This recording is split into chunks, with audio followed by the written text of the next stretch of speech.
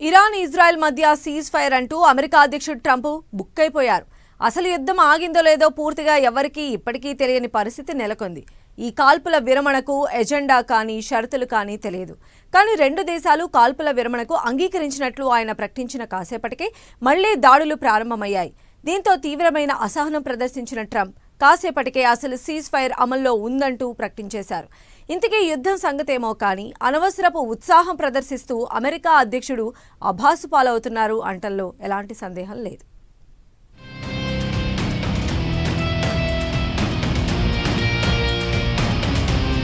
Cease fire breakup. Trump ప్రకటించిన cease fire 12 గంటలు కూడా ముగియక ముందే గందరగోళం. ప్రపంచానికి శుభాకాంక్షలు, కంగ్రాచ్యులేషన్స్ టు ది వరల్డ్. ఇక ఇది శాంతికి సమయం అంటూ ట్రంప్ తన సోషల్ మీడియా ప్లాట్ఫామ్లో పోస్ట్ చేసిన దగ్గర నుంచి ఇరాన్ ఇజ్రాయెల్ వార్ తరువాత ఎవరేం సాధించారనే చర్చ ప్రారంభమైంది. మొత్తంగా ట్రంప్ అయితే తనని తాను శాంతిదూతగా వర్ణించుకోవడానికి ఈ యుద్ధాన్ని విరమణని వాడుకున్నారు. అసలు ఈ సీజ్ ఫైర్ టైం టేబుల్ కూడా ట్రంపే ప్రకటించారు.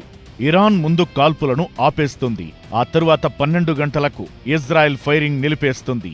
ఆ తరువాత 24 గంటల్లో ఈ 12 రోజుల యుద్ధానికి పూర్తి ముగింపు పలుకుతారు. ఈ కాల్పుల విరమణకి చెప్పిన సమయంలో రెండు దేశాలు కూడా కామ్గా ఉంటారు అంటూ ట్రంప్ ఓ సుదీర్ఘమైన పోస్టే పెట్టారు.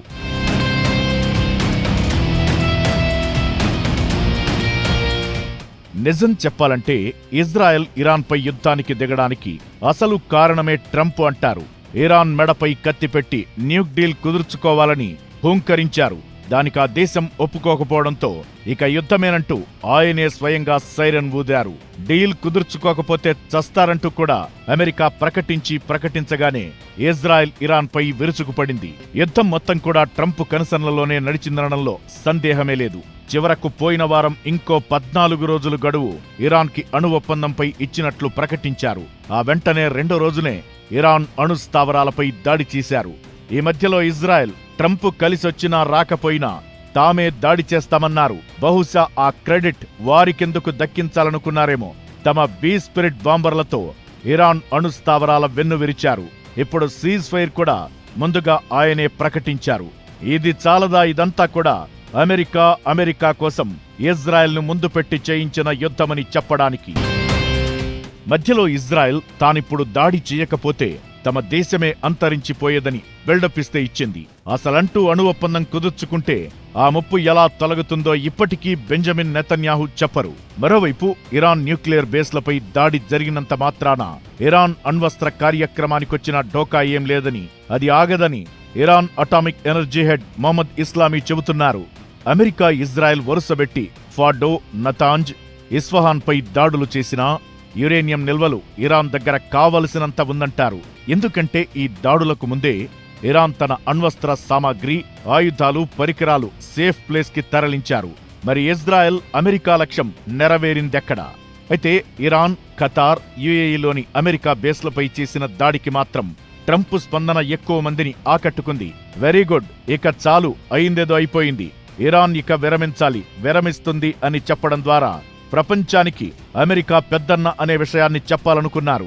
అందుకే ఈ 12 రోజుల యుద్ధం ద్వారా అమెరికా అధ్యక్షుడు ట్రంప్ తనని తాను పీస్ మేకర్ గా చెప్పుకోవడానికి ఛాన్స్ దొరికింది. అయితే ఇరాన్ మాత్రం ట్రంప్ కాళ్లా వేళ్లా పడినందుకే యుద్ధాన్ని విరమిస్తున్నట్టు చెప్పింది. ఈ మధ్యనే ఇండియా పాకిస్తాన్ వార్ తానే ఆపినట్లు కలరింగ్ ఇచ్చిన ట్రంప్ తాజాగా ఈ ఛాన్స్ ని కూడా వదులుకోవడం లేదు. అందుకే ఈ కాల్పుల విరమణ దీర్ఘకాలికం అంటూ ప్రకటించేశారు.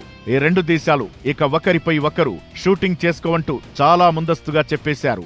అయితే ఈ మార్కెటింగ్ టెక్నిక్లన్నీ కూడా ఎంతవరకు పనిచేస్తాయనేది కాలమే చెప్పాలి. మళ్లీ ఇజ్రాయెల్ కనుక షూటౌట్ కి దిగిందంటే పరిస్థితి రష్యా వర్సెస్ యుక్రెయిన్లా మారిపోతుంది.